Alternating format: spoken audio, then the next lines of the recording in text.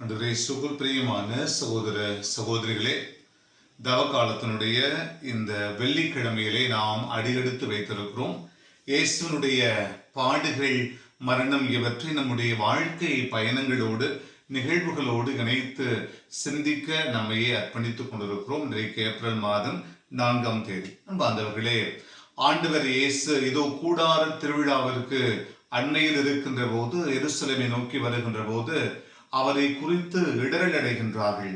இதோ மக்கள் தலைவர்கள் ஒருவேளை இவரை மெஸ்ஸியா என்று உண்மையிலேயே ஏற்றுக்கொண்டார்களோ என்று மக்கள் சிலர் பேசிக் கொள்கின்ற நிகழ்வையும் பார்க்கிறோம். இதோ இந்த விமர்சனங்களை கடந்து நான் யார், நான் எங்கிருந்து வருகிறேன், என்னை அனுப்பியவர் உண்மையானவர், என் தந்தை உண்மையானவர், இதோ எனக்கும் அவரை தெரியும், அவருக்கும் என்னை தெரியும் என்று ஆண்டவர் இயேசு வெளிப்படையாக பேச அவரை எப்படியாவது குற்றம் சுமத்தி அவரை பிடிக்க முயலுகிறார்கள்.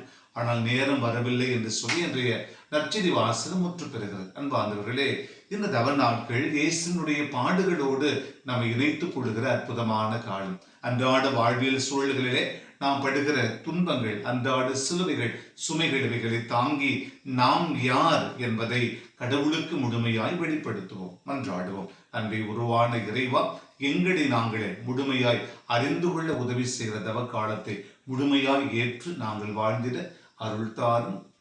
ஆமென்.